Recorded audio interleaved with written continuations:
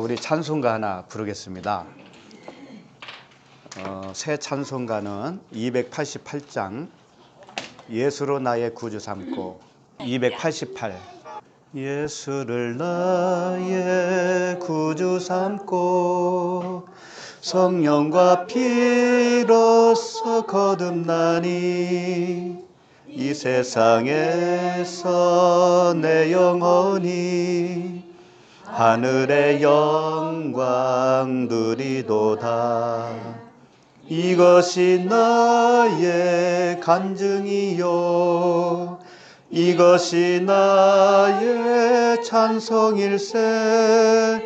나 사는 동안 끊임없이 구주를 찬송하리로다.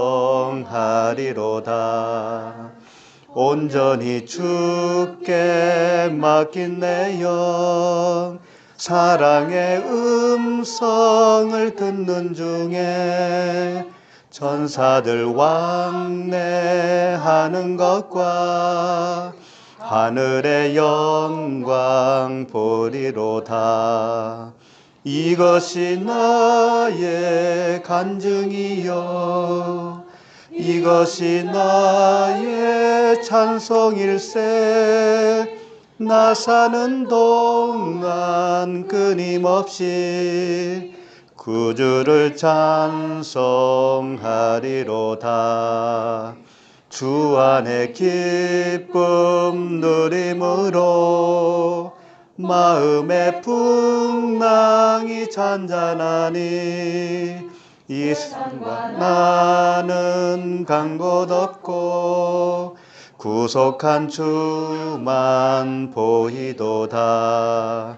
이것이 나의 간증이요 이것이 나의 찬송일세. 나 사는 동안 끊임없이 구주를 찬송할 주 안에 있는 주 안에 기쁨 누림으로 마음의 풍랑이 잔잔하니 세상과 나는 간 곳 없고 구속한 주만 보이도다. 이것이 나의 간증이요 이것이 나의 찬송일세. 나 사는 동안 끊임없이 구주를 찬송하리로다.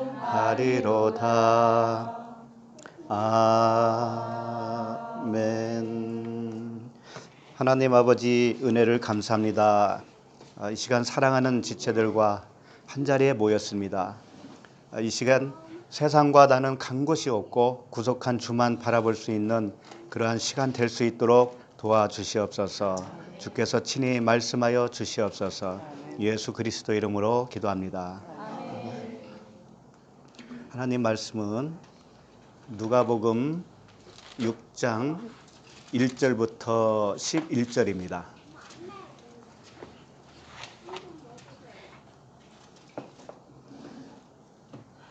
누가복음 6장 1절부터 11절 한 목소리로 읽을까요? 시작.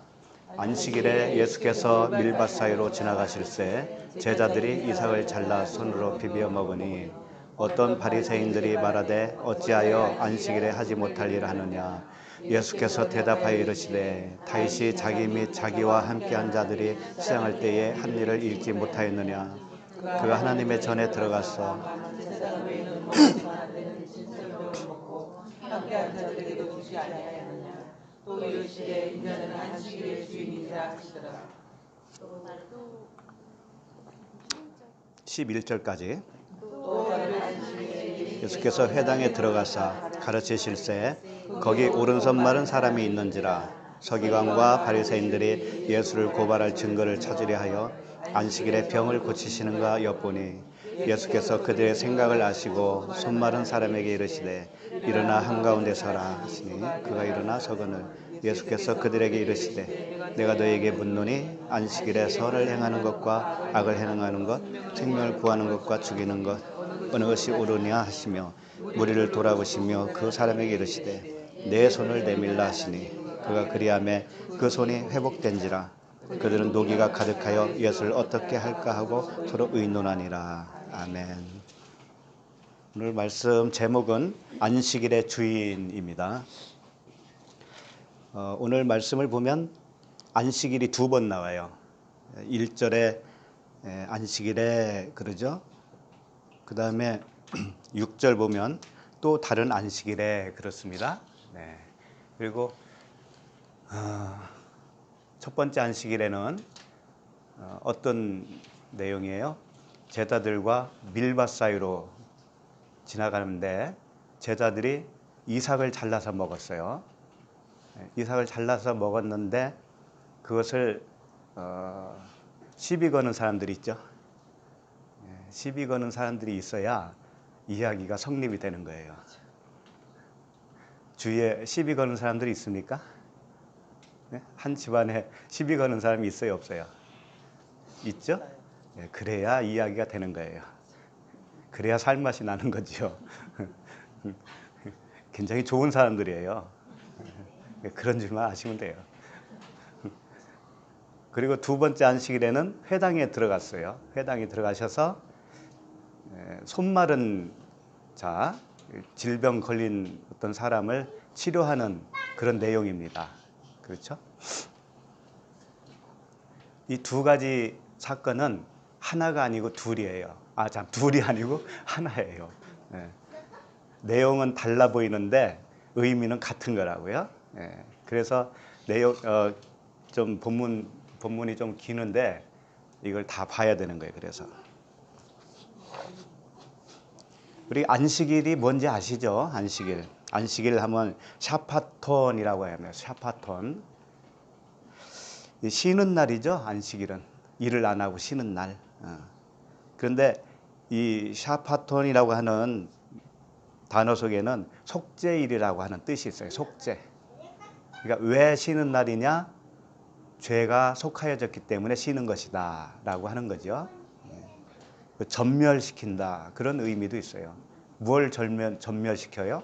죄를 전멸시켜서 쉬게 된 것. 이것이 안식일입니다. 그리고 안식일에 예수께서 밀밭 사이로 지나가실세 그랬는데 이 밀밭이 뭐냐면 씨 뿌려진 밭이라는 뜻이에요. 씨 뿌려진 밭. 한글로 밀밭이라고 번역은 했지만 밀이라는 의미는 아니고 그냥 곡식이라는 뜻이에요. 곡식. 그러니까 곡식의 밭이에요. 곡식의 밭. 일단 그렇게 아시고 그 다음에 사이로 지나가시다. 밀밭 사이로 지나가신다. 이런 뜻이 뭐냐면 사이를 통과한다라는 거예요. 통과한다. 자, 그러면 안식일에 예수께서 밀밭 사이로 지나가신다라고 표현을 했을 때 영적으로 어떤 의미가 있을까요?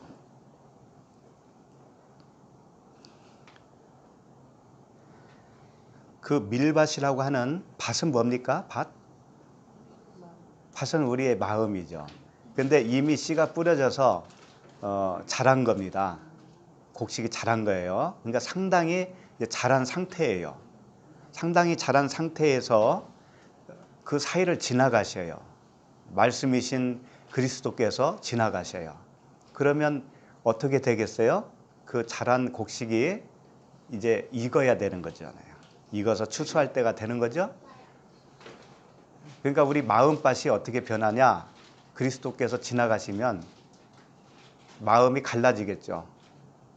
마음이 갈라져서 새로운 마음으로 더 변하겠죠. 그래서 결국은 뭐가 오는 거예요? 안식이 오는 거잖아요. 안식이. 그러니까 오늘은 제목이 안식일의 주인이라고 하는 제목이에요. 제목 이름이. 안식일의 주인. 주님이 나는 안식일의 주인이다. 이렇게 말씀하셨잖아요. 그러니까 오늘 말씀은 제자들도 안식에 이르게 하는 말씀이고 그 찌르고 딴지 걸고 시비 거는 바리새인과 서기관들도 안식에 이르게 하는 말씀이고 또 오른손말은 병자, 오른손말은 병자도 안식에 이르게 하는 그런 말씀이에요. 전부 다 안식에 들어가는 말씀이에요. 그렇다면 우리도 안식에 들어가야 되잖아요. 우리도 이미 안식에 들어온 상태일 수도 있잖아요. 아직 안 들어왔으면 이제 안식에 들어가야 되고, 들어왔으면 다시 확인하는 거죠. 이 말씀을 통해서. 그러니까 예수님이 밀밭 사이로 지나갔다라고 하는 것은 우리의 마음을 새롭게 변화시켜 주는 거예요. 네. 참 어떤 변화냐? 그것을 어떻게 표현을 하냐면 이삭을 잘라 먹었다. 이삭을 잘라서 손으로 비벼 먹었다. 이렇게 표현을 한 거예요. 자, 그러면 제자들이 이삭을 잘라 손으로 비벼 먹으니 그렇습니다.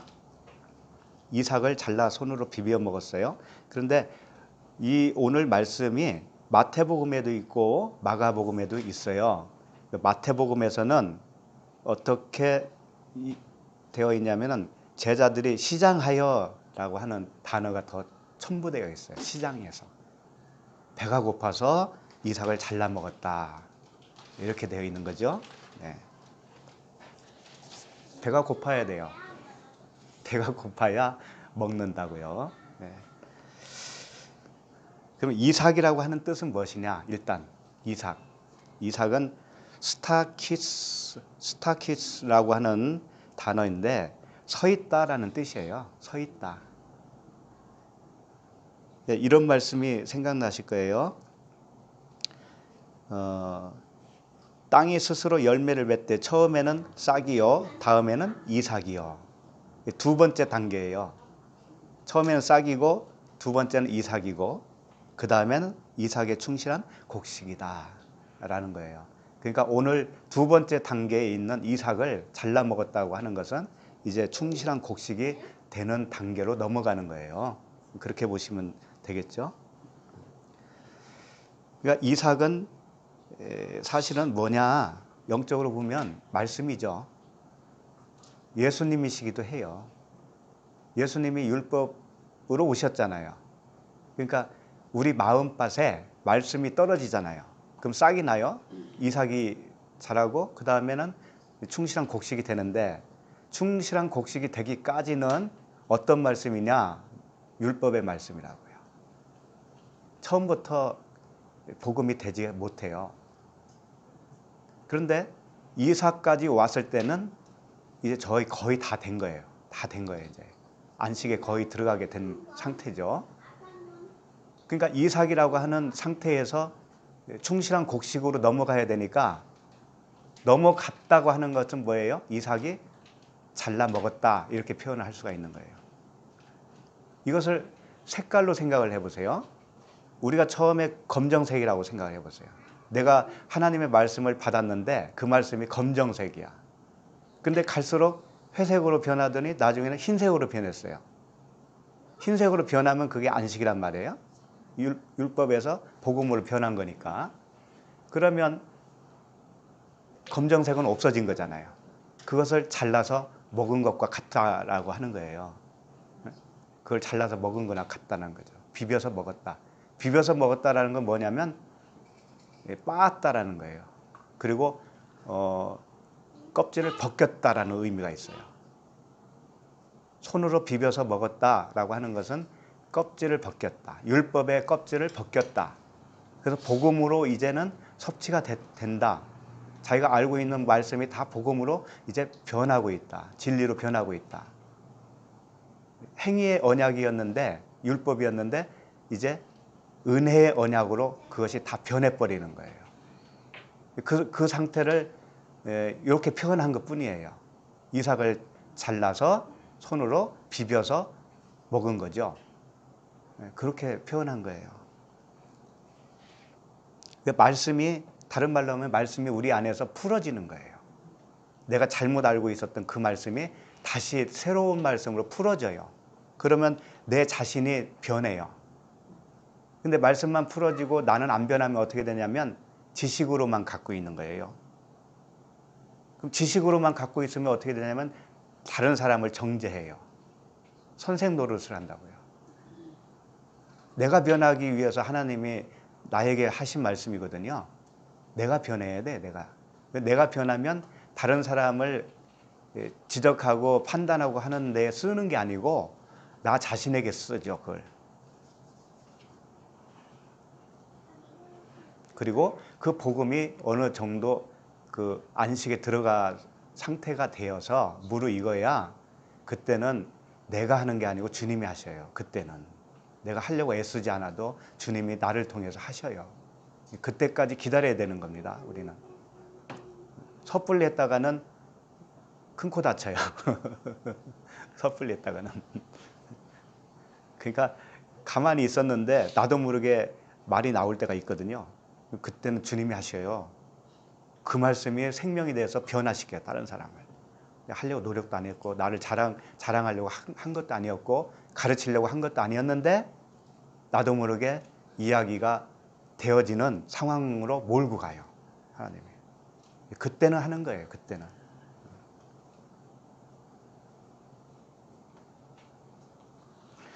행위의 율법, 이거 사망의 법이라고 합니다. 율법은 사망의 법이라고 해요. 왜 그러냐면 나를 사망으로 몰고 가기 때문에. 나쁜 게 아닙니다. 나를 사망으로 몰고 가서 내가 하면 안 되는구나 라는 것을 깨닫게 되잖아요. 그때는 이제 생명의 법이 되는 거예요, 그것이. 그래서 성령의 법, 생명의 법, 그렇게 바뀌어지는 겁니다. 자, 이걸 조금 더 다른 각도에서 보기 위해서 신명기 23장 25절을 보시겠습니다. 신명기 23장 25절 찾으셨죠? 신명기 23장 25절 보면 내 이웃의 포도원에 들어갈 때에는 마음대로 그 포도를 배불리 먹어도 되느니라. 그러나 그릇에 담지는 말 것이요. 그 다음에 25절 보세요. 내 이웃의 곡식밭에 들어갈 때에는 내가 손으로 그 이삭을 따도 되느니라. 그러나 내 이웃의 곡식밭에 낫을 대지는 말지니라. 25절이 오늘 말씀을 뒷받침해주고 있어요. 이웃의 곡식밭에 들어갈 때에는 내가 손으로 그 이삭을 따도 된다라는 거죠. 이게 허용을 했다고요, 율법에서. 그러니까 예수님의 제자들이 밀밭에 들어가서 곡식을 따먹는 것은 합법적이잖아요. 그런데 바리새인들이 그것을 시비를 걸었어요. 왜 안식일에 하지 못할 일을 했느냐 그러잖아요. 그러니까 안식일에는 이걸 하지 말라고 그러는 거지요. 이렇게 해도 되는데 이웃의 곡식밭에 들어가서 이삭을 잘라 먹어도 좋은데 다만 안식일에는 하지 말라는 규정이 있으니까 얘네들이 와가지고 너희도 왜 안식일에 이런 일을 하느냐 그렇게 한 거죠. 자, 그러면 25절 다시 보세요. 신명기 23장 25절. 이게 포도원으로 나왔고 25절에는 곡식으로 나왔잖아요. 이게 같은 이야기예요. 같은 이야기. 그러면 내 이웃의 포도원에 들어갈 때에는 마음대로 그 포도를 배불리 먹어도 된다는 거예요.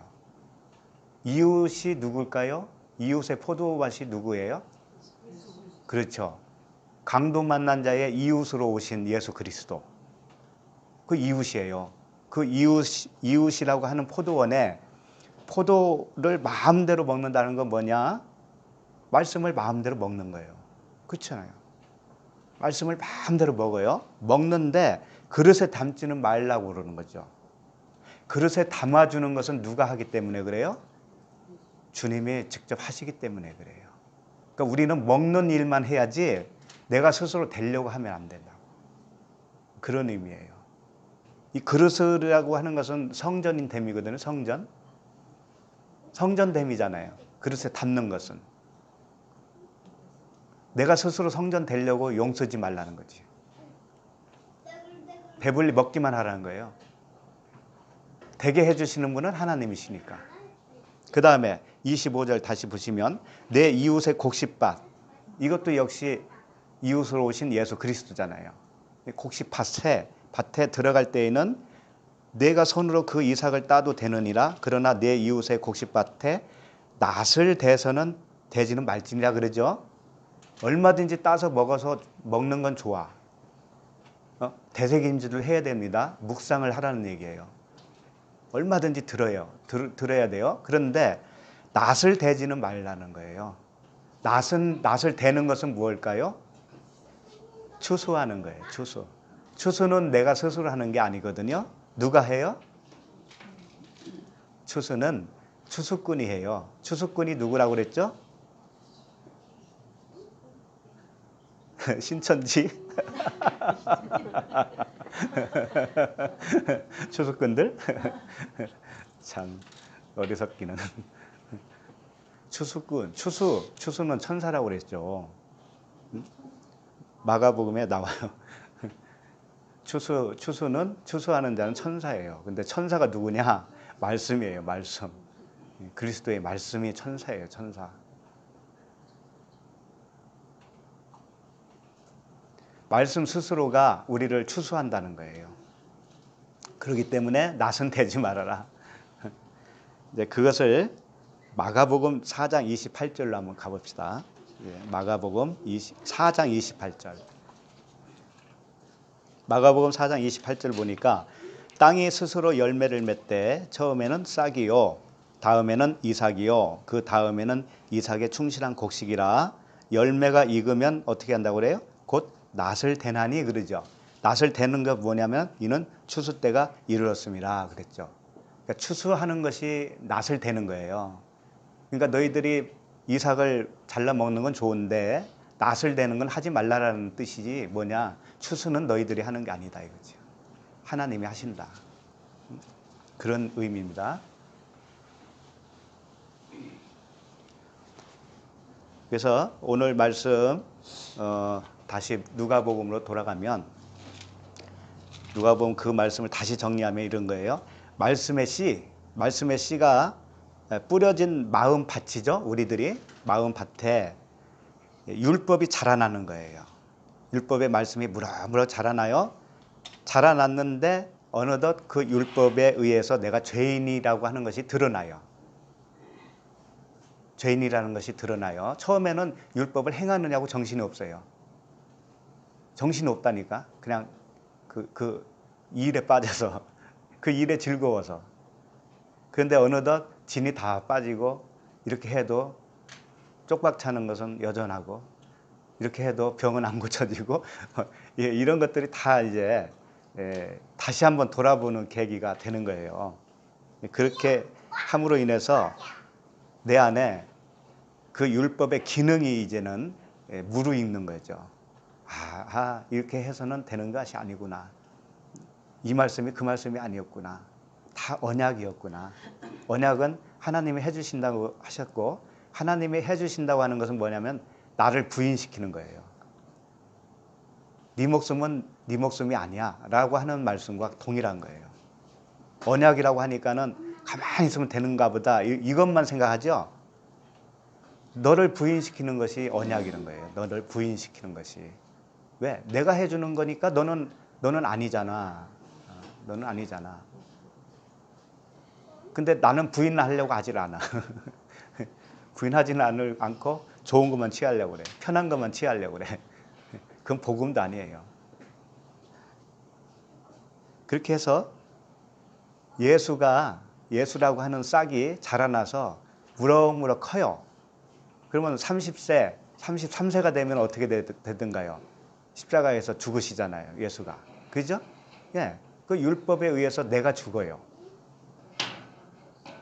예수님도 율법에 의해서 죽는 거예요. 나도 율법에 의해서 죽어요. 그러면 율법의 완성이 되죠. 율법의 완성이 돼요. 그때 비로소 복음으로 사는 자가 되는 거죠. 진리 안에서 진리로 사는 자가 되는 거예요. 그렇게 되는 과정을 지금 설명하고 있는 겁니다.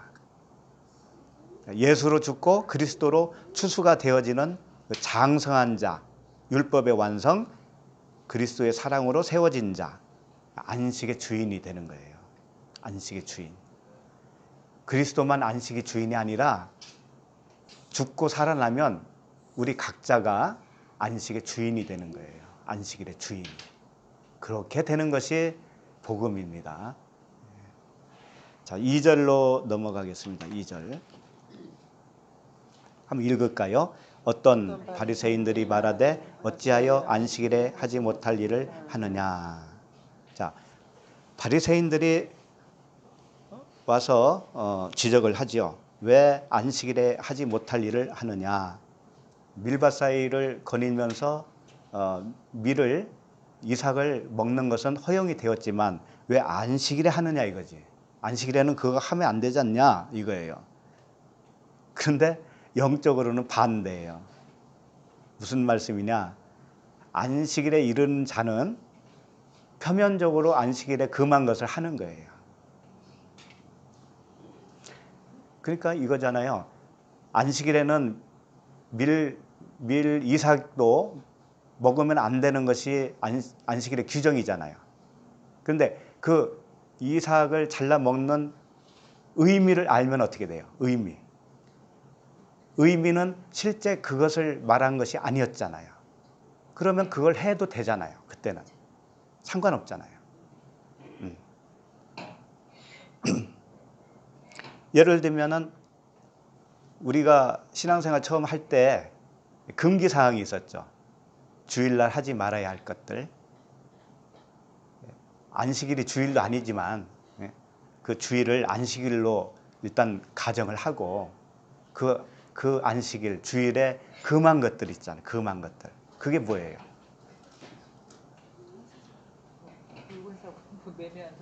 매매하지 말아라. 장사하지 말아라. 오락을 금하라. 뭐 그런 거 있죠. 장사를 금하면 어떻게 될까요? 이 사회가 돌아갈 것 같아요? 주유소 다 문 닫아봐요. 어떻게 되나? 쇼핑센터 다 문 닫아봐요. 어떻게 되나?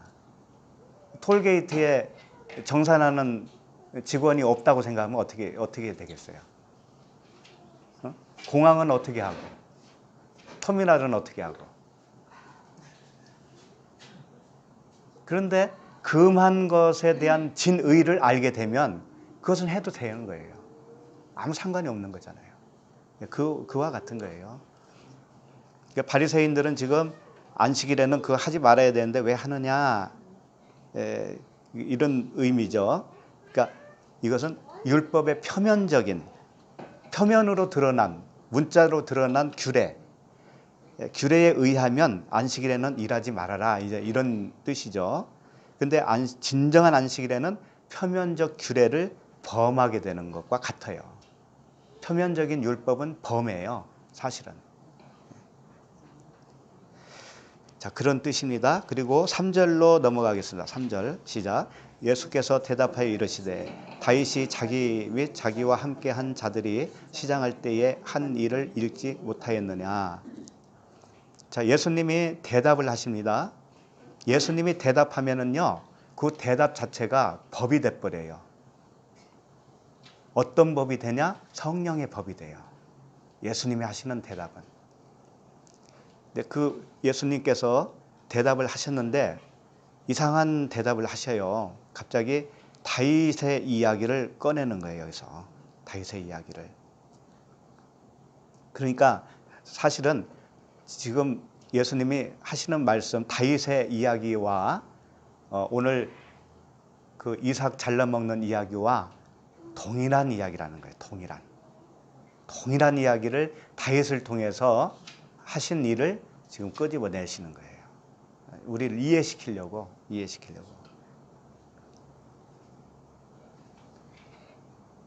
자, 그러면 3절을 다시 한번 보겠습니다. 예수께서 대답하여 이르시되 다윗이 자기 및 자기와 함께 한 자들이 시장할 때에 한 일을 읽지 못하였느냐.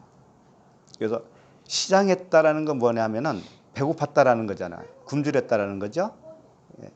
요 단어가 페이나오라고 하는 단어인데 페이나오 시장했다, 굶주렸다. 이것을 마태복음 5장 6절 잘 아시는 산산수훈에서 의에 줄이고 목마른 자는 복이 있나니 그들이 배부를 것이며 라고 했을 때 여기서 의에 줄인다, 의에 줄이고 그 단어예요. 같은 단어입니다. 그러니까 의에 줄였다라는 거예요. 다윗은 의에 줄인 거예요. 율법에 굶주린 게 아니고 율법 안에 있는 하나님의 정말 그 주시고자 하는 마음에 굶주렸다 이거예요. 그 마음이 되어지니까 하나님이 그래 내가 진짜 떡을 너에게 줄게 이런 거예요.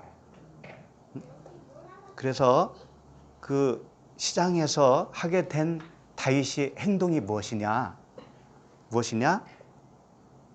그 다음 절이죠. 4절 읽어볼까요? 시작. 그가 하나님의 전에 들어가서 다만 제사장 외에는 먹어서는 안 되는 진설병을 먹고 함께한 자들에게도 주지 아니하였느냐. 다윗이 의에 줄이고 목마른 상태에서 어떤 일을 하게 됐냐면 하나님의 전에 들어갔어요. 겁도 없이. 들어가서 또 뭘 했느냐? 제사장 외에는 먹어서는 안 되는 진설병을 먹어버렸네요. 이건 율법에 어긋난 행동이에요. 큰일 나는 거예요. 그런데 자기만 먹으면 좋겠는데 자기도 먹고 함께한 자들에게도 주었어요. 함께한 자들에게도 준 거예요. 자, 그러면은 이게 무슨 말씀이냐? 제자들이 밀밭 사이로 거닐면서 이삭을 잘라 먹은 것과 다윗이 성전에 들어가서 진설병을 먹은 것과 같은 거라는 거예요. 같은 말씀이에요. 같은 말씀. 그러면 진설병을 먹은 것이 어떤 의미가 있느냐 이거지. 이미 말씀을 드렸지만 이삭을 잘라 먹는 일이 뭐라는 거예요? 이삭이라고 하는 예수, 이삭이라고 하는 그 말씀 율법을 갈아서 먹었다라고 한 거잖아요. 복음으로 먹은 거잖아요. 그러면 진설병을 먹었다고 하는 것도 무슨 떡으로 먹은 거냐? 그리스도라고 하는 복음의 떡으로 먹었다 이거죠. 표면적인 떡으로 먹으면 율법을 어기는 것이 되는데 그 속에 있는 복음의 떡으로 먹으니까 율법의 저촉이 되는 게 아니라고요. 무슨 말씀인지 알겠죠?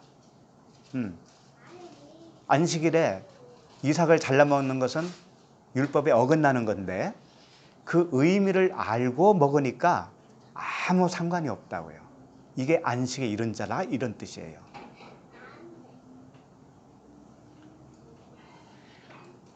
자, 그러면 4절에 다시 보면 그가 하나님의 전에 들어가서 다만 제사장 외에는 먹어서는 안 되는 진설병을 먹었다.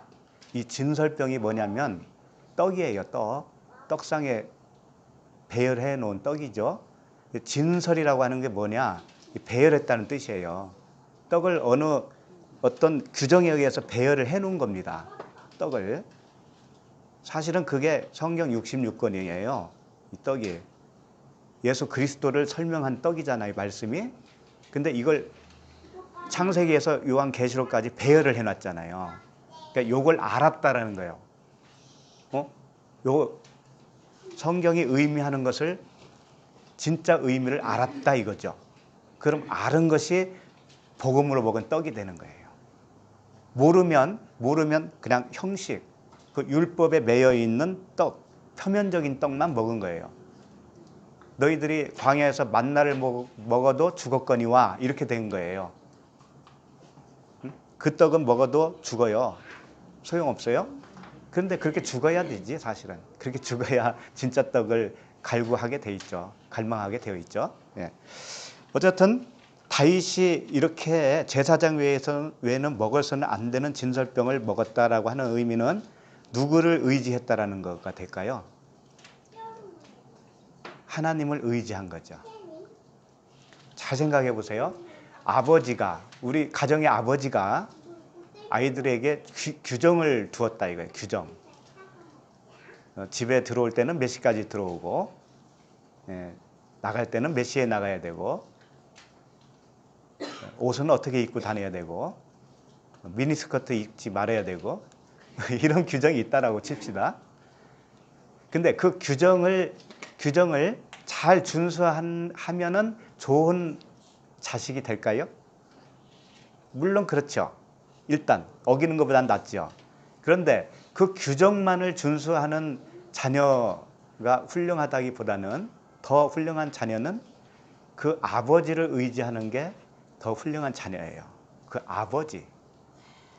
아버지를 제껴놓고 아버지가 규정한 그 규정만을 준수하려고 하는 자녀는 아버지를 의지한 거 아니에요. 설사 규정을 어겨도 그 아버지를 의지한 사람은 아버지한테 한 대 맞아도 상관없어요. 아버지가 좋으니까. 그럴 거 아니에요. 그 아버지가 좋지, 아버지가 뭘 규정했는지 잊어버려도 좋아요. 너 9시까지 들어와라고 규정을 했는데 그거 잊어버렸어. 아버지가 너무 좋아서. 아버지가 너무 좋아서 잊어버렸어. 그럼 누가 좋은 자식이에요? 아버지가 좋아서 잊어버려서 어겨도 어쩔 수 없는 거잖아요. 그 자식이 더 좋은 거지. 우리가 그런 거라고요. 하나님 아버지를 제껴놓고 하나님께서 이래라 저래라 한 것만 생각하고 이렇게 해야 복 받는데, 이렇게 하면은 혼난데, 저주래, 여기에만 매달려 있는 게 인간들이에요. 불쌍한 거죠. 그러니까 하나님이 우시는 거예요. 내 마음을 너희들은 왜 이렇게 몰라주냐. 너희들을 내가 못 살게 굴려고 내가 이렇게 해라 저렇게 해라 한 줄 아냐? 다 자유야. 사실은 다 자유인데 나를 좀 생각해봐라. 내 마음을. 네가 나와 하나가 되어야 되지 않냐. 아버지 사랑. 이 숨 쉬는 거 순간순간도 다 아버지가 해주시는 거거든요. 아버지의 사랑이 있거든요. 아버지를 생각하면 눈물이 나요. 아버지가 우리를 동행하시는 그 동행, 그것을 우리가 묵상하면 눈물이 나는 거죠. 태초부터 끝까지, 그 영혼까지 우리를 인도해 가신다고 하는 주님의 말씀을 듣는 우리가 어찌 맹숭맹숭할 수가 있습니까? 그걸 좀 생각하라는 거예요. 묵상을 좀 하라는 거예요. 묵상. 아버지를 묵상하라는 거예요. 그 하나님 아버지. 좋으신 하나님 아버지. 그러니까 다윗이 성전에 들어가서 제사장밖에 먹을 수 없는 떡을 먹었다고 하는 것은 그 아버지의 사랑을 안 거예요. 아버지의 백을 믿은 거예요. 그 규정에 의해서 나 혼날지도 몰라 라고 하는 마음조차도 잊어버린 거예요. 아버지가 다 허락했는데 다 허락하신 거예요. 그냥 다 먹어도 되고 다 써도 되고 하는 건데 그것을 이러면 안 될 거야 저러면 안 될 거야 라고 하는 규정 속에서 우리는 노예처럼 살았다고요. 근데 아버지는 그게 아니에요. 다 허용을 하셨어요. 바울이 그랬잖아요. 내가 모든 것이 나에게는 가하다 그랬잖아요. 모든 것이 가하다. 그렇게 넓은 하나님이 어디 계셔요? 모든 것이 가한데.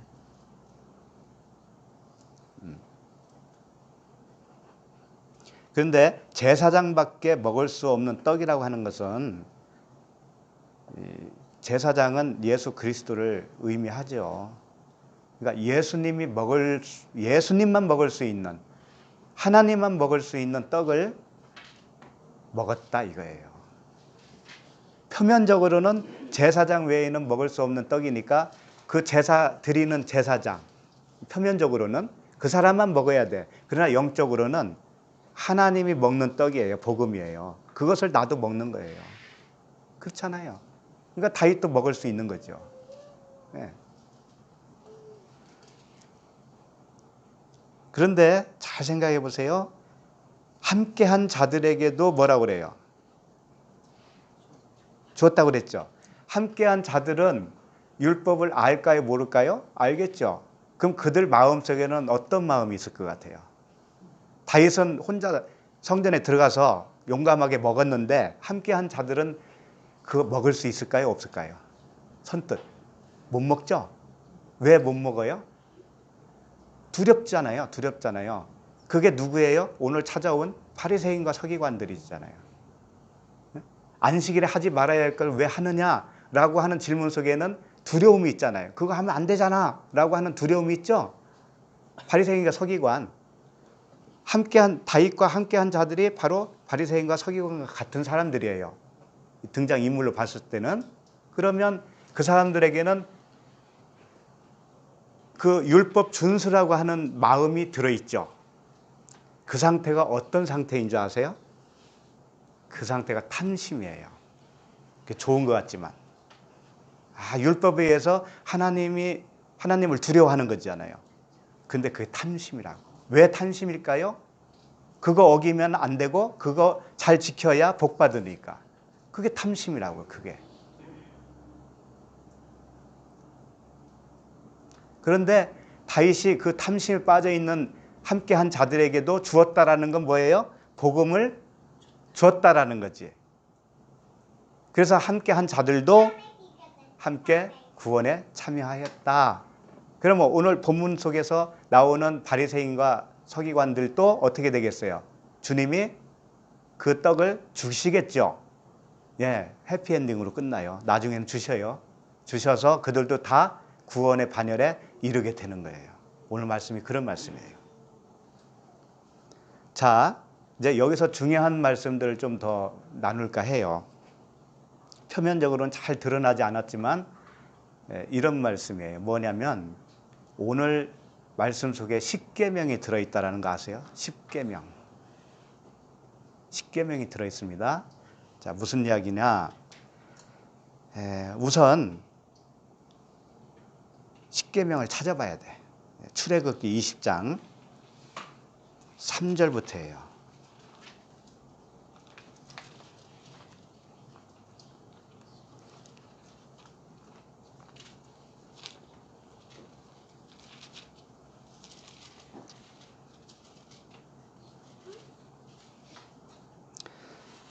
출애굽기 20장 3절부터 17절인데 17절을 보세요.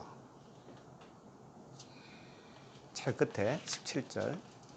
17절을 보시면 내 이웃의 집을 탐내지 말라 그러죠. 탐내지 말라라고 하는 말씀이 제일 나중 말씀, 십계명 중에 10번째 계명이에요. 9번째는 뭐예요?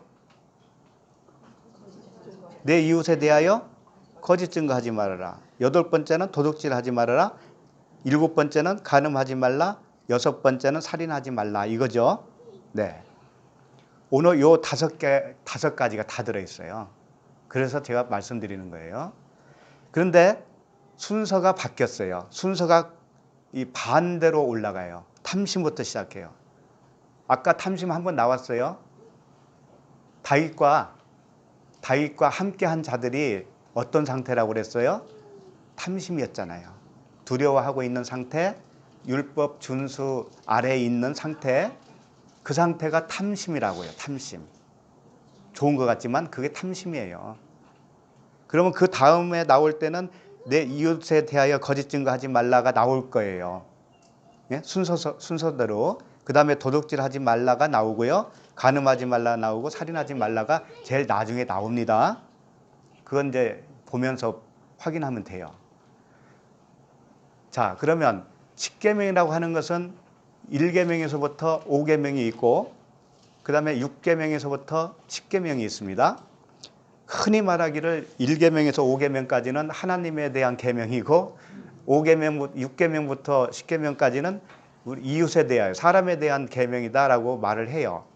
근데 아무것도 몰라서 그런 말을 하는 거예요. 이 손을 한번 펴보세요. 손을. 5손가락이잖아요. 이 양손을 펴보면은 여기서부터 여기까지는 5계명이죠. 그 다음에 여기서 6계명에서 10계명이 되죠. 요거 이렇게 접어보세요. 이렇게 접어보세요. 접으면 이 6계명이 뭐와 겹쳐져요? 6계명이 5계명. 그 다음에 7계명이 4계명. 이렇게 겹쳐지죠. 그래서 10계명이 1계명과 겹쳐지죠. 이렇게 되는 거예요. 그렇게 해서 요게 딱 하나가 되면 5마디, 깨달은 5마디가 되는 거예요. 무슨 말씀인지 알겠죠? 예. 이거 왼손이고 이거 오른손이에요. 근데 요게 하나가 되면 완전한 말씀이 되는 거예요. 그래서 오늘 탐심이 뭐라고 그랬어요? 참 탐내지 말라가 10계명이었죠. 10계명과 겹치는 게 뭐예요? 1계명이 뭐죠? 나 이외에는 탐심을 가지고 있는 상태가 뭐냐? 나 이외에 다른 신을 섬기고 있는 상태예요. 탐심이 뭐라고 그랬어요? 율법 준수라고 그랬잖아요. 그렇죠? 율법 준수를 하고 있는 상태가 뭐냐? 하나님을 다른 신으로 섬기고 있는 상태다. 그렇게 알면 돼요. 이게 짝이에요. 이게 짝. 6계명은 5계명과 짝이고 10계명은 1계명과 짝이에요. 그 상태로 오늘 말씀을 보여드릴 거예요.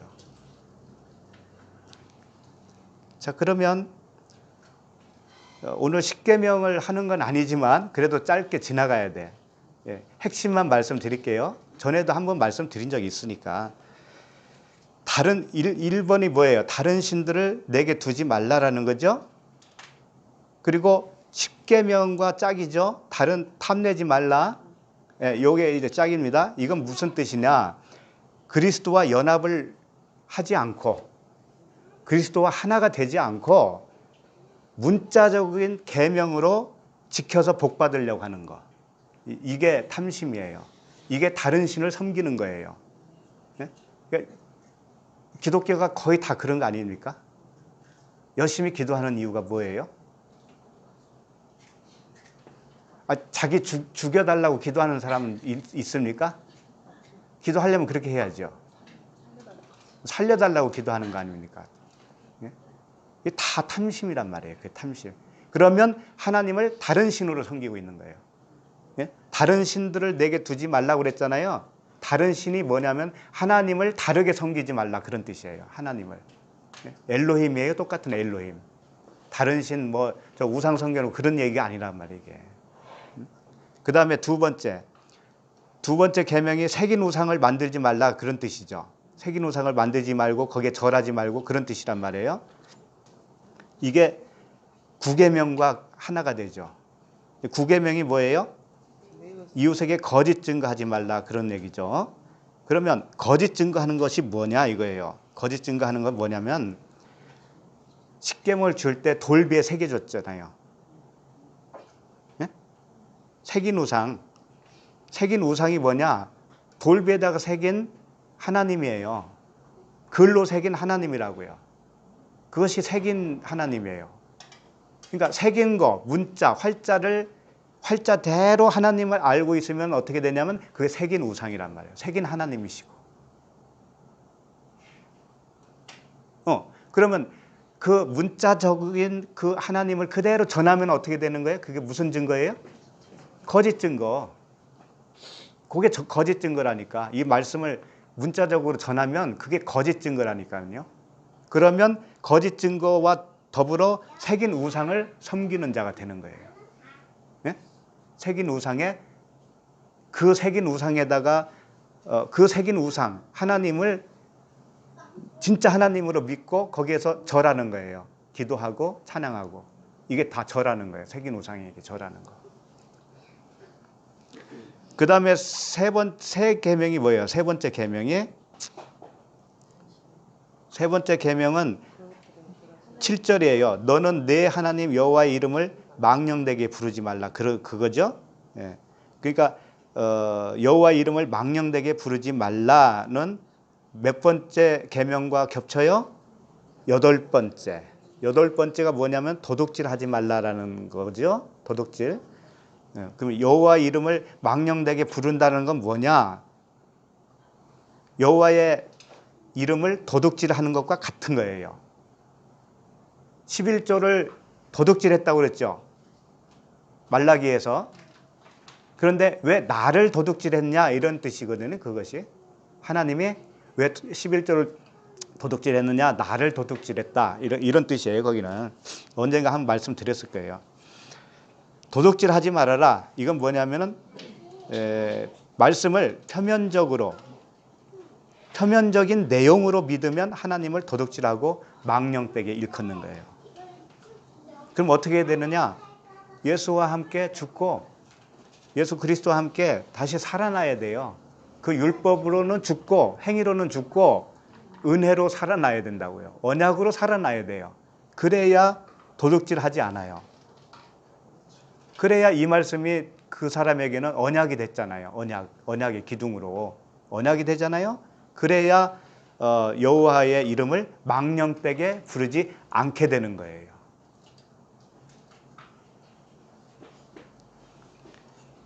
그 다음에 네 계명은 뭐냐면 안식일을 거룩하게 지키라 이 말씀이죠. 안식일 지키는 거예요. 근데 네 계명은 일곱 번째 계명과 짝이죠. 일곱 번째가 뭐예요? 간음하지 말라죠. 예, 그럼 간음하는 건 뭐냐? 율법을 행위로 지켜내는 거. 율법을 행위로 지켜내서 안식일도 범하면 안 되잖아요. 예? 안식일도 범하면 안 돼. 이러면서 바리새인과 서기관과 같이 열심히 그 율법 지킴에 노력을 하는 자. 이 자들이 누구예요? 간음하는 자. 그러면 이 사람은 안식일을 범하는 자예요. 표면적으로 안식일을 지키는 자들은 안식일을 범하는 자예요. 표면적으로 안식을 범하는 자들은 예? 안식에 이른 자들이에요. 범할 수 있는 자들은. 범해도 아무렇지 않는 자들. 그 자들은 안식에 이른 자예요. 안식의 주인이 된 자예요. 이것이 뭐예요? 안식일을 거룩히 지키고 간음하지 않는 거란 말이에요. 자, 그 다음에 다섯 번째가 뭐냐면 내 부모를 공경하라죠. 그럼 내 부모가 뭡니까? 우리 육신의 부모인가요? 부는 뭐예요? 성전이에요. 모는 뭐예요? 말씀이에요. 모는 뭐냐? 말씀은 성령이에요. 그러니까 성전과 성령이죠. 우리 안에 성령의 전이 이루어지지 않으면 부모를 모욕하는 거예요. 그러면 부모를 공경하는 것은 무엇이냐? 내 안에 복음으로, 언약으로, 은혜의 그리스도로 성전이 세워지는 것. 그것이 성령의 전이 되는 거예요. 다 말씀입니다. 말씀. 어떤 말씀이냐에 따라서 내가 성전이 지어질 수도 있고 아닐 수도 있고 다 그런 거예요. 부모를 공경하라는 것을 짝이 뭡니까? 몇 계명이죠? 5계명과 짝이 6계명이잖아요. 6계명. 6계명이 뭐예요? 살인하지 말라죠. 살인하지 말라. 부모를 공경하지 못한 상태가 살인하고 있는 거예요. 누구를 살인하는 거예요? 하나님을. 하나님이라고 하는 부모를 공경하지 못한 것이 하나님이라고 하는 그 부모를 살인한 것과 같은 거예요.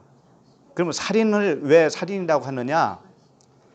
말씀을 언약으로 주셨는데, 은혜의 언약으로 주셨는데 그것을 믿지 못하고 하나님을 율법의 하나님으로 믿으면 그 하나님을 살인한 거예요.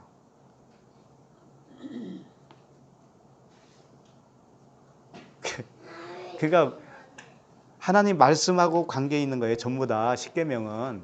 십계명이라는 건 뭐냐? 완전한 말씀이거든요. 완전한 말씀. 그러니까 성경 66권에는 이 완전한 십계명 내용이 다 들어있는 거예요. 다 걸리는 거예요. 어느 부분이든지 간에 십계명과 다 걸리게 되어 있어요. 네? 어느 부분을 봐도 이게 십계명의 몇 계명에 해당되는 것이구나. 이게 다 된다니까요. 어떤 말씀이든지 간에. 그래서 율법의 성전과 말씀이 성령의 전이 되어야 돼요. 말씀이 풀어져서 내 속에 언약으로 세워지면 그때 부모를 공경하는 것이고 살인을 멈추게 되는 겁니다. 드디어. 그때 안식이 이르는 거예요. 그때. 그래서 사도 바울이 1만 마디 방언보다 내가 깨달은 5마디 하는 게 유익이다 그랬잖아요. 1만 마디 방언이 뭐냐? 율법을 말하는 거예요. 이 쫙 펼쳐놓은 율법의 말씀을 그 행위로 다 알고 있는 거예요. 문자로 알고 있는 거예요. 유식하죠? 뭐 이 성경을 1000번 읽은 사람도 있다고 하더라고요. 1000번. 그러니까 입만 벌리면 말씀이 줄줄줄 나오는 거예요. 기도만 하면 말씀이 줄줄줄 나와요. 그런데 다 문자야. 그게 방언이에요. 그게. 하나님이 모른다고 그랬어요. 그 방언. 하나님은 몰라요. 그건. 깨달은 5마디 복음. 10계명, 10계명이 5마디, 다섯 개로 이렇게 겹쳐져서 하나로 완성이 되어버리는 거예요. 이것이 완전한 말씀이에요. 자, 그러면 누가복음 6장 4절로 다시 들어가겠습니다. 4절 보면 그가 하나님의 전에 들어가서 다만 제사장 외에는 먹어서는 안 되는 진설병을 먹었다. 이 제사장만 먹는 진설병이라는 것은 이 배열해 놓은 떡, 율법의 말씀을 이제 예수의 떡을 그 예수가 말하는 의미를 알았다 이거예요. 그리스도로 알았다 이거죠. 그래서 예수는 그리스도. 예수는 그리스도라고 사도 바울은 가는 곳마다 전했거든요. 그 의미예요. 그 떡을 다윗은 먹은 거예요. 그럼 다윗은 안식에 이미 이른 자죠. 그리고 함께 있는 자들에게도 주지 아니하였느냐. 그렇게 함께 있는 자, 율법 아래에서 탐내고 있는 자, 그 탐심으로 가득 차 있는 자에게 복음을 전해 주었지 않았느냐 이런 뜻이에요.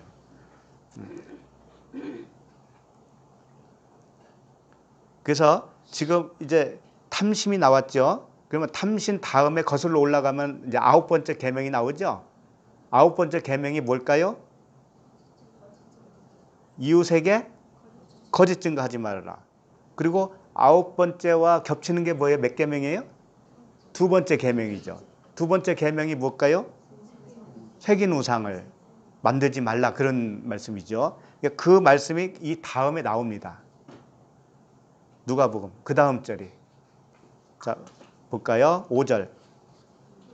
또 이르시되 인자는 안식일에 주인이라 하시더라. 요게 뭐냐면 이웃에 대하여 거짓 증거하지 말라 이런 그런 계명이에요. 이 말씀이. 왜 그렇게 되느냐? 안식일에 주인이 되지 못하면 거짓 증거할 수밖에 없어요. 우리 자신 한 사람 한 사람이 안식일 주인이 되어야 되는 거예요. 왜 그럴까요? 자, 이렇게 한번 생각해 보세요. 이 인자는 여기 있습니다. 인자는 안식일의 주인이다 그랬습니다. 인자는 뭐냐면 사람이에요. 안드로포스. 자, 히오스예요. 아들. 그러니까 사람의 아들이라는 말씀인데 우리가 다 사람의 아들이지 뭐. 그렇죠? 그런데 예수님이 인자라고 했을 때는 좀 달라요. 히오스 이렇게 되어 있어요. 그 아들 이렇게 되어 있어요. 그 아들, 안드로프 이렇게 되어 있어요. 그러니까 그 아들, 그 사람 이렇게 되어 있어요. 그러니까 유일한 그 아들, 그 사람. 그분은 하늘에서 내려온 예수 그리스도밖에 없는 거잖아요. 그분만 그 안식일의 주인이라는 거예요. 그러면 이런 뜻이에요. 안식일의 주인이라는 것은 안식일의 입법자라는 뜻이에요. 입법자. 법을 만든 자라는 거예요. 하나님이 법을 만들었잖아요. 그렇죠? 하나님이 법을 만들었습니다. 만들어서 그 법을 반포했어요. 그분이 누구예요? 예수 그리스도라는 거예요. 그런데 그 율법이라고 하는 법을 만들었습니다. 안식일을 범하면 큰일 난다, 죽는다라고 하는 법도 그분이 역시 만들었어요. 그런데 그 법에 의해서 의롭게 될 자가 하나도 없는 거예요. 그러니까 그 법을 다시 어떻게 해야 되느냐? 완성을 시켜야 돼요. 복음으로 완성을 시켜야 돼요. 그러기 위해서는 어떻게 해야 되느냐? 그 입법자가 죽으셔야 돼. 예수님이 입법자잖아요. 법을 만들었잖아요. 그 법을 만든 자가 죽어야 그 법이 취소될 거 아닙니까? 그렇죠? 네. 그 표면적인 법에 의하면 그 안식일을 또는 모든 율법을 지켜서 행함으로 나타낼 수 있는 사람은 한 사람도 없기 때문에 표면적인 율법으로는 죽어주시는 거예요, 그분이. 그리고 이면적인 법만 이제 살려내는 거예요. 그것이 복음이잖아요. 은혜잖아요. 사랑이고.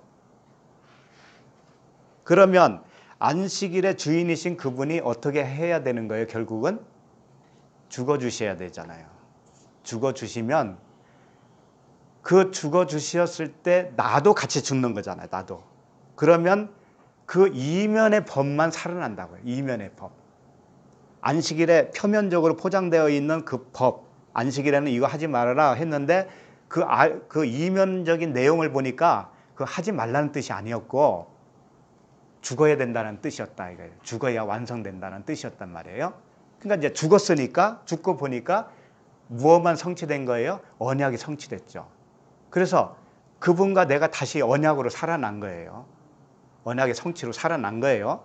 그러면 표면적인 겉으로 보여진 그 법은 지켜야 되는 거예요? 안 지켜야 되는 거예요? 안 지켜도 되는 거잖아요. 그렇게 해서 율법을 다 지킨 것과 같이 되는 거예요. 십자가를 통과하면은 율법을 다 지킨 것과 같은 거예요.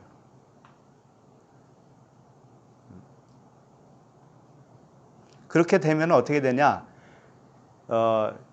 안식일의 주인이 예수 그리스도인데 그 겉으로는 죽으셨기 때문에 안에 있는 그리스도로 살아났죠? 그러면 내가 그리스도와 함께 살아났고 그리스도가 나와 하나가 됐죠. 연합이 되죠. 그러면 나도 뭐가 되는 거예요? 안식일의 주인이 되는 거예요. 주인이. 그러니까 내가 안식일의 주인이 안 되면 어떻게 되냐면 그 법을 준수해야 되는 준수자에 해당돼요. 항상. 그 법을 항상 준수를 해야만 된다니까. 내가 안식일의 주인이 안 되면. 그러니까 내가 죽고 그리스도와 하나가 되면 나도 안식일의 주인이 되어서 그 이면적인 그 법으로 이제 살아가게 되는 거예요. 법에는 이제는 자유하게 되는 거예요. 겉에 있는 법에는 완전 자유예요. 할렐루야 아닙니까? 네. 두려워할 게 하나도 없는 거예요.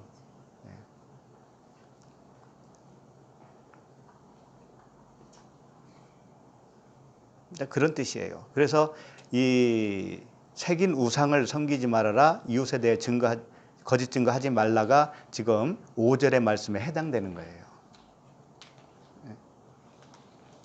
내가 안식일의 주인이 되어야 거짓 증거를 안 하는 사람이 된다 이거예요. 내가 안식일의 주인이 되어야 새긴 우상을 섬기지 않는다 이런 말씀입니다. 그러면 그 다음에는 뭐가 나올까요? 9째 계명 이웃에 대하여 거짓 증거하지 말라고 했으니까 8번째 계명이 나오겠죠. 8번째 계명이 뭐냐면은 도둑질하지 말라가 나와요.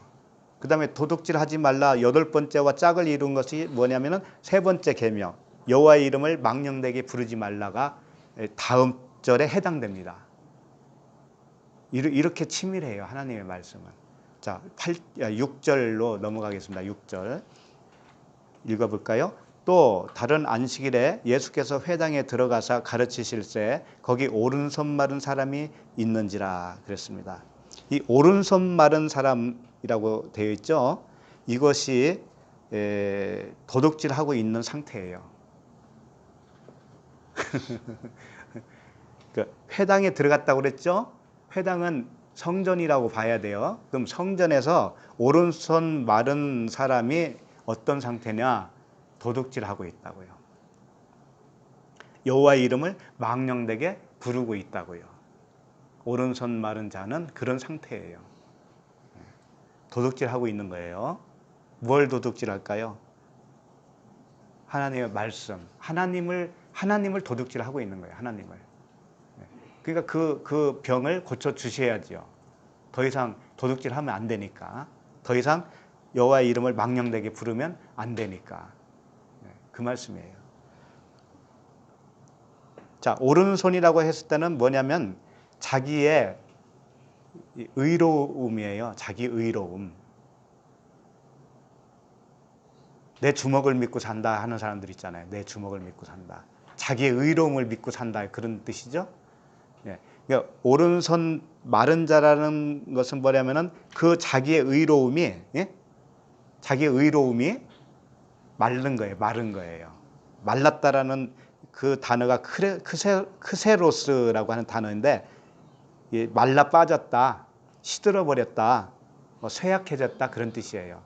그러니까 이게 뭐냐면은 자기가 의롭다라고 살고 있었는데 이제는 내가 의로운 게 아니네. 이렇게 깨달은 거예요. 나는 아무것도 아니었네. 이렇게 깨달은 거다니까요. 오른손 마른 그 질병 환자가 그런 뜻이라니까요. 나는 죄인이 맞네. 이렇게 된 거라니까요. 그럼 이제 고침을 받을 때가 됐죠. 자기가 병자라는 거 알았으니까. 그렇죠? 예. 병자가 좋은 거예요. 필수 코스예요. 필수. 손 마른 자. 자기 의로 했던 그 있잖아요. 하나님의 말씀을 내가 지킬 수 있다라고 생각했던 거 있죠. 그것이 이제 마른 거예요. 쇠약해진 거예요. 그 의가 자기 의가 완전히 이제 쇠약해지고 말라 빠졌죠. 그런 자가 지금 회당에 있습니다. 이 사람은 그동안에 어떻게 했냐면 하나님의 말씀을 도둑질한 거고 하나님을 망령되게 부르고 있었던 사람이에요. 근데 이제는 이제 깨닫게 된 거죠. 내가 잘못하고 있었구나. 내가 망령되게 하나님을 섬기고 있었구나. 요걸 이제 안 겁니다. 자, 그 사람에게 7절, 8절을 읽겠습니다. 서기관과 바리새인들이 예수를 고발할 증거를 찾으려 하여 안식일에 병을 고치는가 엿보니 예수께서 그들의 생각을 아시고 손 마른 사람에게 이르시되 일어나 한가운데 서라 하시니 그가 일어나 서거늘. 자, 7절, 8절은 어디에 해당되느냐면 7번째 계명 간음하지 말라와 4번째 계명 안식일을 거룩하게 지켜라 라고 하는 계명이 여기에 해당돼요. 이제 왜 그럴까에 대해서는 이제 살펴보면 됩니다. 자, 서기관과 바리새인들이 예수를 고발할 증거를 찾으려고 안식일에 병을 고치는가 엿봤다라는 거죠. 요 대목이 마치 어디와 같으냐면은 간음하다 잡혀온 여인을 가운데 세웠다라는 말씀이 있어요.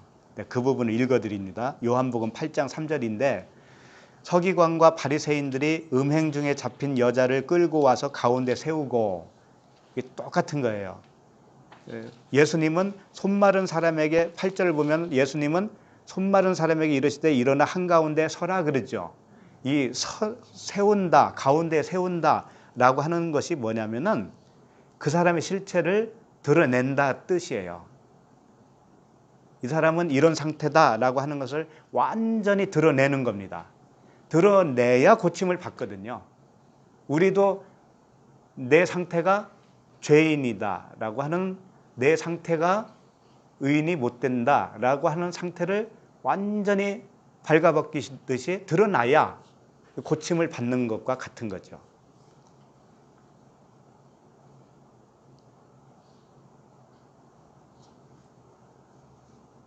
그러면 이 서기관과 바리새인들이 고발할 증거를 찾으려고 했는데 왜 안식일에 병 고치는 것이 예수를 고발할 증거가 될까요?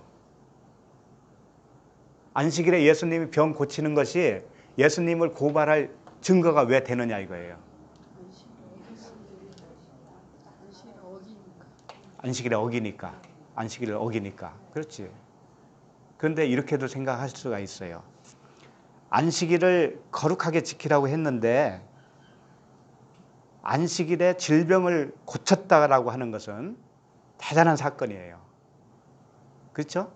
그러면 안식일에 질병을 고친 자가 있다면 그 사람은 안식일의 주인인 것이 맞다라는 증거가 돼요. 그렇죠? 그럼 안식일의 주인이 저분이 틀림없이 맞다라고 여겨지면 어떻게 되냐면 이 사람들도 진리를 안 거거든요. 그러면 진리를 알았다라는 건 뭐냐면 저 사람이 죽어야 되는구나. 이걸 안 거예요. 입법자, 안식일에 이 법을 제정한 저분이 죽어주셔야 안식일을 범하지 않을 수가 있구나. 요걸 알았다니까요. 그러니까 바리새인과 서기관들은 어떻게 하겠어요? 그때부터는 예수님을 죽여야 되잖아요. 그러니까 고발할 수밖에 없죠. 죽여야 되니까. 자기가 죽일 수는 없으니까 누구를 고용해요? 가룟 유다를 고용하잖아요. 가룟 유다를 고용할 때 무엇을 줘요? 은을 주잖아요. 은 30냥을. 은 30냥이 누구의 몸값이에요? 예수님의 몸값인데 바리새인과 서기관들에게는 자기의 몸값이에요. 자기가 돈을 줬으니까. 자기도 거기에 동참한 거예요. 같이 죽은 거라고요. 같이.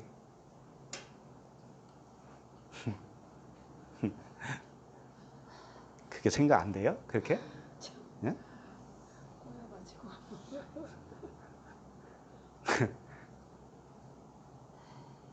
그러니까 다윗이 성전에 들어가서 진설병을 먹고 함께한 자들에게 준 것처럼 예수님이 지금 바리새인과 서기관들에게도 같이 주는 거예요. 떡을 같이 주는 거라고. 지금 그런 말씀이라고. 자, 8절로 넘어가겠습니다. 8절. 예수께서 그들의 생각을 아시고, 자, 예수님이 그들의 생각을 알았다는 건 뭐냐면, 그들이 이제 알아먹었구나. 내 말을 뜻을 알아들었구나. 이걸 예수님이 인정하는 거예요. 아시고 그러면 어떻게 되겠어요? 고쳐주는 거. 안식일에 병 고치는 것을 행해 주셔야 되잖아요. 그래서 저분이 안식일의 주인이 맞구나. 이걸 보여주셔야 되잖아요. 그러니까는 그 손 마른 자를 고쳐주시는 거예요. 예수께서 그들의 생각을 아시고 손 마른 사람에게 이르시되 일어나 한가운데 서라 하시니 그가 일어나 서거늘. 자, 말씀으로 하시는 거예요. 예수께서 손 마른 사람에게 이르시되 라고 하는 건 뭐냐면 말씀의 빛을 확 비춰주는 거예요. 비춰주니까 어떻게 되나? 일어나는 거예요. 일어나가 에게이로라고 하는 단어인데 이게 살아난다는 뜻이에요. 살아나. 이자가 막 살아나는 거예요. 살아나서 한가운데 서라. 그러니까 한가운데란 뭐냐면은 마음의 중심, 진리라고 하는 중심에 서라 이거예요. 진리에 서라. 이 낫이라고 하는 그 뜻이 이 단어에 있어요. 메소스라고 하는데 이 낫, 정오 있죠? 정오. 그런 뜻이 여기에 있어요. 그러니까 막 빛 가운데 서는 거예요. 가장 밝은 빛에 막 서는 거예요. 서라 하시니 그가 일어나 섰다. 그가 일어나 서거늘 이렇게 되어 있죠. 그러니까 완전히 이제는 그리스도와 함께 연합을 이루어서 진리 가운데 딱 쓴 거예요. 똑바로 쓴 겁니다. 그러니까 어떻게 되냐면은 그리고 나서 예수님이 9절 말씀을 하시는 거예요. 9절 말씀. 9절 말씀이 뭐냐면은 6번째 계명 살인하지 말라. 그리고 5번째 계명 내 부모를 공경하라. 이 말씀과 동일한 거거든요. 이게 뭐냐? 예수께서 이르시되 내가 너에게 묻노니 안식일에 선을 행하는 것과 악을 행하는 것, 생명을 구하는 것과 죽이는 것 어느 것이 옳으냐? 이런 질문을 지금 하십니다. 이 말씀은 뭐냐? 선을 행하는 것, 생명을 구하는 것, 그 다음에 악을 행하는 것, 죽이는 것, 이 둘 중에 무엇이 옳으냐 이거죠. 지금 이 말씀 9절 말씀이 살인하지 말라라고 하는 계명과 일치된다고 그랬죠. 그러니까 살인하지 말아야 되는데 악을 행하는 것, 죽이는 것 이것이 살인하는 거죠. 그러면 악을 행하는 것, 죽이는 것이 뭐냐면은 안식일을 형식적으로 지키는 것이에요. 율법적으로 지키는 것이 악을 행하는 것이고 죽이는 것이다 이거예요. 살인하는 거다 이거예요. 이것이 내 부모를 공경하지 못하고 있는 상태다 이거죠. 말씀을 은혜 언약으로 믿지 못하고 율법의 행위로 그 표면적인 율법의 행위로 계명을 지키려고 했던 그 손이 말라야 되는 거죠. 그 손이 말라야 돼요. 그 손이 마르지 않으면 살인자예요. 항상 손으로 살인하잖아요. 손이 말라야 된다고요. 그렇게 할 수 없다라는 걸 깨달아야 된다고요. 근데 열심히 막 하는 그런 것들이 있잖아요. 하나님의 영광을 위해서 하는 거 있죠. 그게 다 누구를 살인하고 있어요? 하나님을 살인하고 있어요. 그게 부모를 공경하지 못하고 있는 거예요. 그래서 생명을 구하는 것이라고 되어 있는데 푸시케예요. 이게 생명이라고 했을 때 푸시케. 그러니까 혼적인 생명을 푸뉴마로 구하는 거예요. 그렇게 단어가 그렇게 되어 있어요. 자, 그 다음에 10절로 넘어가겠습니다. 시작. 무리를 둘러보시고 그 사람에게 이르시되 내 손을 내밀라 하시니 그가 그리하매 그 손이 회복된지라. 주께서 무리를 둘러보셨다라고 하는 의미는요, 단지 그들이 누구 있나 이렇게 보는 게 아니에요. 주님은 무리를 둘러보시죠. 주님 눈에 들어오는 사람은 다 구원이에요. 주님은 그걸 여기서 표현하고 싶은 거예요. 그러니까 무리들을 둘러보셨다라는 것은 이 무리들을 다 구원하셨다라는 말씀과 똑같아요. 둘러보셨다. 둘러보시고 그 사람에게 이르시되 내 손을 내밀라 하시니 그가 그리하며 그 손이 회복된지라. 그러니까 무리를 둘러봤을 때 이 무리와 손을 내밀고 있는 손마른 자와 같은 거예요. 그러니까 손마른 자가 회복됐다는 것은 무리들도 회복이 되었다. 네? 그런 뜻이라니까요. 이 손을 내밀라라고 하는 그 말씀에 손을 내밀었다고 했잖아요. 그리하며 그랬잖아요. 이게 뭐냐? 손을 내밀라라고 하는 하나님의 요청은 뭐냐? 그리스도의 사랑이거든요. 그리스도의 사랑에 내가 손을 내밀었다라고 하는 것은 내가 그 사랑에 빨려 들어갔다는 거예요. 그 사랑에 빨려 들어가야 우리가 고침을 받아요. 왜? 하나님은 사랑이시기 때문에. 우리가 복음을 알았다? 그러면 사랑이 있어요. 사랑이 없으면 우리는 꽹가리죠. 사랑이 최고니까.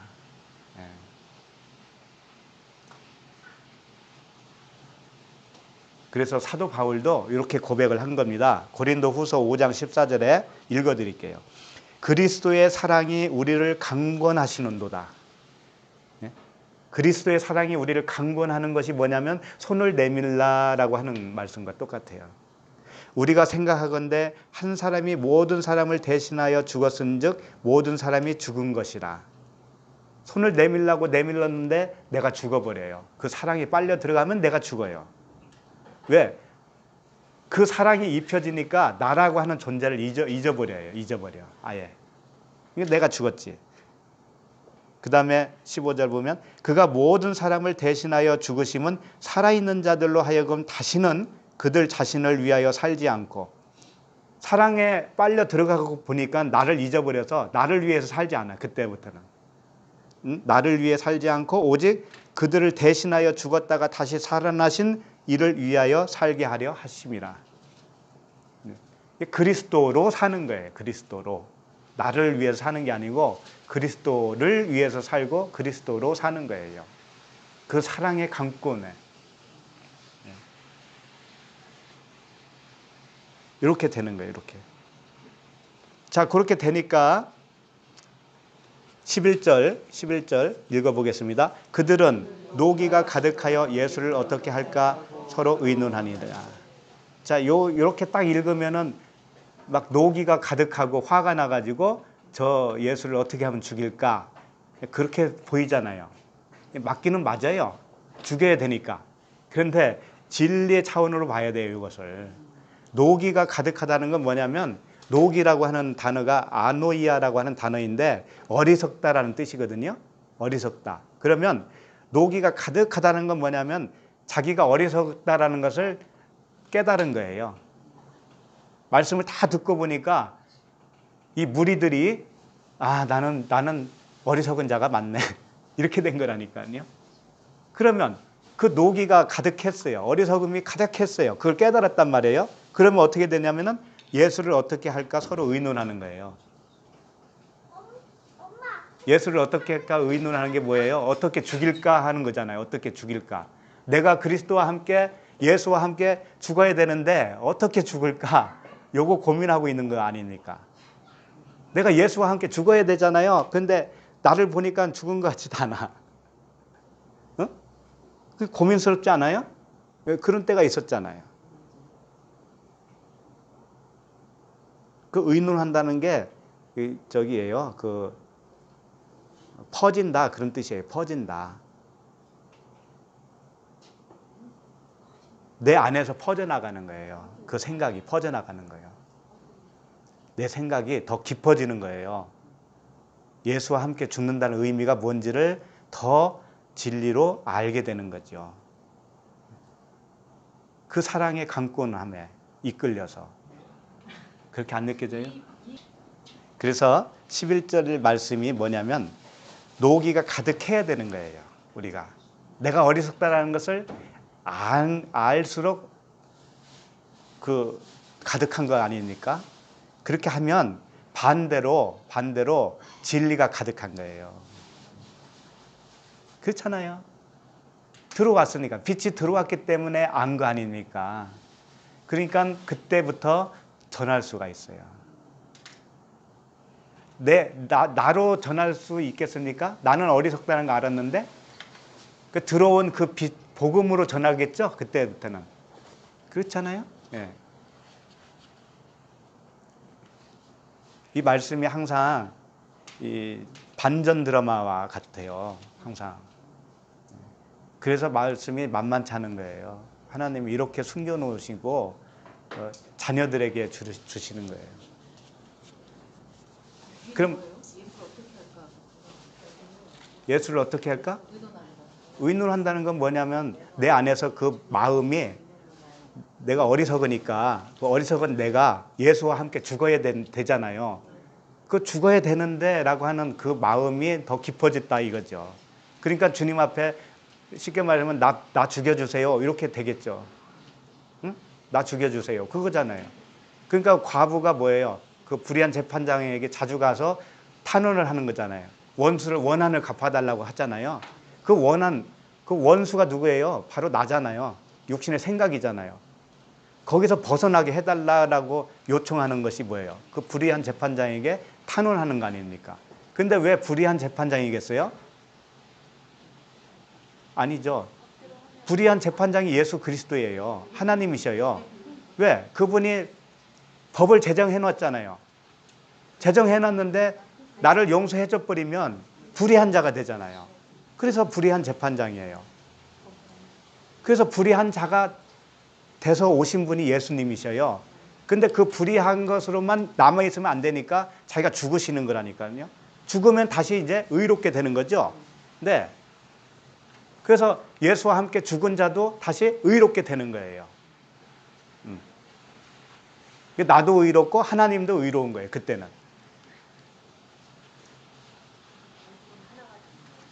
그렇죠. 그러니까 이 말씀을 듣고 그렇게 동의가 되어지고 내가 나로 살려고 하지 않고 말씀으로 살려고 하는 그 몸부림 자체가 그분과 하나 됐다고 하는 증거예요. 네. 그래서 다윗이 먼저 먹고 함께 한 자들에게도 나눠졌다고 그랬잖아요. 그러니까 우리도 또 마찬가지예요. 어떤 말씀 전하는 자를 통해서 먼저 먹게 하고 그걸 전해주고 그 듣는 자들도 똑같이 되는 거예요. 그러니까 내가 성경을 봤더니 나는 그렇게 열리지 않아서 어떻게 하냐 이런 걱정할 필요 없어요. 들었을 때 열리는 거예요. 들었을 때 아멘이 되어지면 그게 열린 거라고요. 그러면 동일한 상태가 된 거죠 이제는. 네, 그렇게 되는 겁니다. 그래서 믿음은 들음에서 난다 그러는 거예요. 네, 기도하고 마치겠습니다. 하나님 아버지 은혜를 감사합니다. 안식일의 주인 되시는 예수 그리스도 주님께서 말씀하여 주시니 감사합니다. 이삭을 비벼서 먹을 수 있는 손이 되게 하여 주시옵소서. 또 오른손이 마른 우리의 손이 되게 하여 주시옵소서. 새로운 의의 오른손으로 고쳐주신 그 큰 사랑에 감사를 드립니다. 이제 그 오른손으로 진정한 구제를 할 수 있는 우리 모두가 될 수 있도록 인도하여 주시옵소서. 예수 그리스도의 이름으로 기도합니다. 아멘.